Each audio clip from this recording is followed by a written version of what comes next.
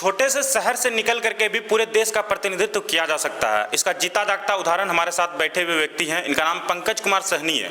इस वक्त हम भागलपुर जिला के कहलगांव क्षेत्र में मौजूद हैं और इसकी जो उपलब्धि है अगर आपको बताएंगे तो आप भी इस बात को कहेंगे कि इतने छोटे से शहर से निकल करके पूरे देश का भी प्रतिनिधित्व किया जा सकता है। इस वक्त जो व्यक्ति हमारे साथ में बैठे हुए हैं 12 बार इंडिया को रिप्रेजेंट कर चुके हैं विदेश में जाकर के, और कराटे जिसमें कि पहले बच्चों में काफ़ी रुचि थी, लेकिन अब धीरे धीरे बच्चों के मन से रुचि जो है धीरे धीरे खत्म होती जा रही है।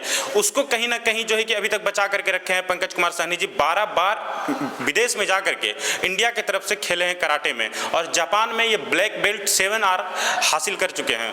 इसके अलावा वर्तमान में जो है कि अभी इंडिया के चीफ हैं आशियारा कराटे के, और इसके अलावा इसकी जो उपलब्धि है 17 राज्यों में, भारत के 17 राज्यों में इसके ब्रांच चलते हैं जहां बच्चों को ट्रेनिंग दी जाती है कराटे के, कैसे अपना रक्षा कर सकते। इन सभी चीज़ों को लेकर के हम बातचीत करते हैं पंकज कुमार सहनी जी से, क्या अभी तक की इनकी उपलब्धि है। और नमस्कार, सबसे पहले आप सभी दर्शकों को पंकज कुमार सहनी से दिल से प्रणाम। सर, इतने छोटे से शहर से निकल करके आपको इस पूरे इंडिया का जो प्रतिनिधित्व कर रहे हैं अभी वर्तमान में, सर कितने वर्षों से आप लगातार इस क्षेत्र में, इस फील्ड में हैं?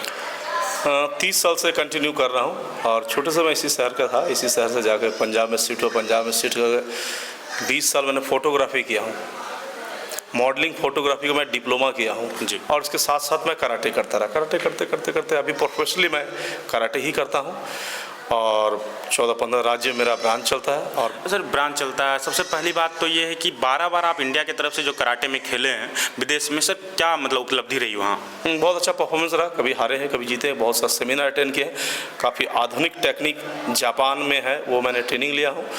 और हम सब इंडिया में ओनली एयर प्रैक्टिस ही करते हैं, हवा में प्रैक्टिस करते हैं, लेकिन वहाँ पे बहुत अच्छा इंस्ट्रूमेंट है और एडवांस टेक्निक है। वहाँ के मास्टर काफ़ी अच्छे हैं और काफ़ी एडवांस टेक्निक है। वहाँ जाके मैंने काफ़ी कुछ सीखा हूँ। सर ऐसे देखा जाता है कि इंडिया के मुकाबले जापान और चाइना वगैरह में जो है कराटे को लोग ज़्यादा गंभीरता से लेते हैं। वहाँ लोग जो है कि ज़्यादा मतलब खुश होकर के सीखते हैं कि उसको आगे चल करके कुछ काम देगा। तो उसके प्रति, उसके मुकाबले इंडिया में क्या कुछ कमी नज़र आती है सर, इस कराटे के प्रति जो दिलचस्पी है लोगों में उस मुकाबले में? नहीं, इंडिया में बहुत अच्छा है। इंडिया का नंबर 1 वर्ल्ड जनसंख्या है, और नंबर अच्छा अभी इंडिया में भी ग्रोथ कर रहा है कराटे का। ऐसा बात नहीं है, कुछ शहर में जो कि नहीं है, लेकिन हम सबका पंजाब हरियाणा में तो बहुत ज़्यादा है, और कंपलसरी हर एक स्कूल कॉलेज में कंपलसरी है कराटे।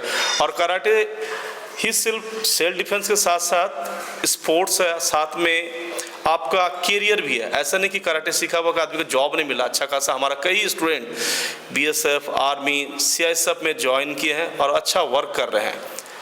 बिहार से निकल करके सर आप दूसरे राज्यों में ट्रेनिंग दे रहे हैं, ट्रेनिंग सेंटर चला रहे हैं। सर इस कहलगांव के बारे में, इस बिहार में जो है कि भागलपुर के कहलगांव के बारे में कुछ सोचा है सर आपने कि यहाँ भी कुछ वैसा ट्रेनिंग सेंटर होना चाहिए, यहाँ के लोगों को भी वैसा प्रशिक्षण मिलना चाहिए?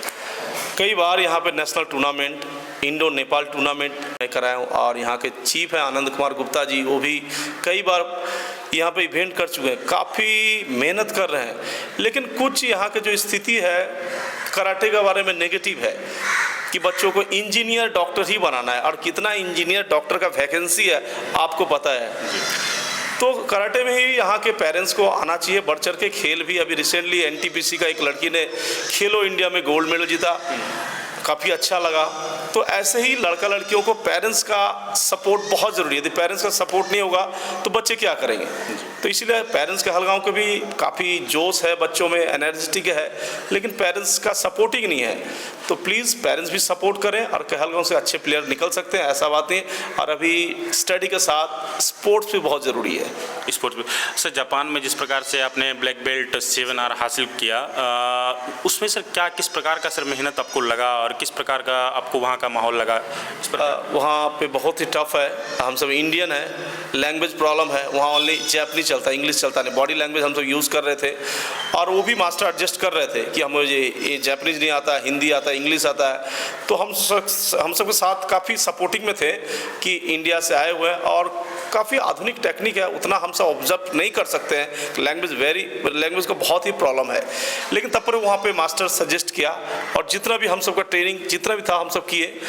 जापान जैसे तो हम सब कर नहीं सकते हैं, क्योंकि वहाँ का मदर मदर है कराटे, वो करता ही कराटे है शुरू से लेके कराटे। और सबसे बड़ी बात हमारा इंस्ट्रूमेंट है और आधुनिक इंस्ट्रूमेंट है, जिम है, यहाँ पे हम सब का ग्राउंड है, इसके आगे कुछ 2-4 पैड होगा, इसके आगे कुछ नहीं है।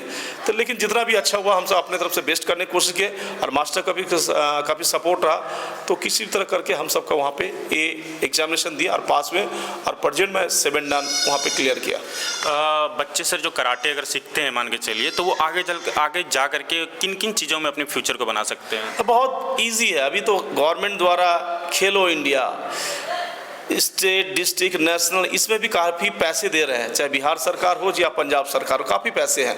और साथ में कैरियर है, आप अच्छे नेशनल वगैरह जीते हैं तो ऑब्वियसली जॉब भी निकलता है, CSF, BSF, आर्मी, बैंक, उसमें जब फॉर्म फिलअप कीजिए, स्पोर्ट्स पे फिल कीजिए, ऑब्वियसली आपका सिलेक्शन होगा। नहीं है, जॉब वैकेंसी इजी है, लेकिन स्पोर्ट्स बेस पे करें तब। साल 2 साल सीख के आप सोचिएगा कि मैं जॉब पे, ये पॉसिबल नहीं है।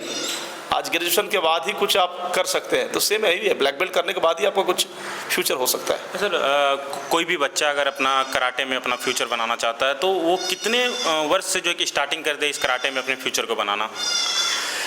जॉब, प्रेजेंट जॉब तो 18+ ही आपका एज है जॉब के लिए। नहीं, उसके पहले कब से तैयार हो? हाँ, तैयार कम से कम 7-8 साल से। आप कितना टाइम दे रहे हैं? हम 1 घंटा दे रहे हैं प्रैक्टिस के लिए, ज़्यादा टाइम नहीं दे रहे, ये नहीं कि 24 घंटा दे रहे हैं, बाकी टाइम स्टडी भी कर रहे हैं। तो 1 घंटा में यदि हम अपना किसी के लिए, अपने बॉडी के लिए वर्क कर रहे हैं और अपने सेल्फ डिफेंस के लिए कर रहे हैं, तो ये सोच के मत कीजिए आज कोई यूनिवर्सिटी, कोई स्कूल आपको लिख के नहीं देगा मेरा यूनिवर्सिटी से पास आउट हुई है, आपको कल जॉब दे देंगे, ऐसा कोई नहीं देता। मैं भी कराटे में ये नहीं बोलूँगा कि आपको जॉब मिल जाएगा, ये लक भी किस्मत भी है। बोले इतना तो पैसा भी यूनिवर्सिटी में देते हैं, कॉलेज में देते हैं, स्कूल में देते हैं, CBSE बोर्ड है, IC बोर्ड है, लेकिन आपको लिख के कोई नहीं देगा आपको जॉब मिल जाएगा। तो कराटे सेम ऐसा है, आपका मेहनत आपका रंग लाएगा, आप मेहनत कीजिए, कुछ लक भी है, और जब भी आपका किस्मत होगा जॉब मिल सकता है। कहलगांव में इस प्रकार का कोई ट्रेनिंग सेंटर आगे खोलने का कोई है आपका? हाँ, प्लानिंग है। रिसेंटली हम सब का चल रहा है काम कि इंडोर सेटअप यहाँ पे करेंगे। आउटडोर में थोड़ा सा गर्ल्स का एक प्रॉब्लम हो रहा है कि आउटडोर में सीखना नहीं चाह रहा है यहाँ पे, लेकिन मेरा कहना है कि लड़कियों खास करके आउटडोर में ही सीखना चाहिए। आज आपका जो प्रॉब्लम होगा आउटडोर में ही होगा, कहीं अकेला जा रहे हैं कुछ प्रॉब्लम आउटडोर में, तो इसीलिए बॉयज़ गर्ल्स के साथ मिक्स। आज हम कोई स्कूल में पढ़ते हैं, कॉलेज में पढ़ते हैं, वहाँ भी तो अलग नहीं करते हैं। तो कराटे सीखने में ये थोड़ा सा यहाँ पे पेरेंट्स या स्टूडेंट का संकोच है कि नहीं सर मैं ग्राउंड में नहीं, अंडरग्राउंड सीखना चाहता हूँ, हॉल में सीखना चाहता हूँ। तो ऐसा प्लानिंग है कि रिसेंटली मैं कुछ करूँगा यहाँ के लिए, क्योंकि मैं यहीं से हूँ और मैंने काफ़ी अच्छा कराटे में वर्क किया। पंजाब में मेरा काफ़ी अच्छा डोजो, खुद का मेरा जिम है, खुद का, कोई रेंट पे नहीं, मैं खुद लैंड लेके मैं वहाँ पे जिम बनाया हूँ। तो इसलिए मैं यहाँ पे भी कुछ करूँगा।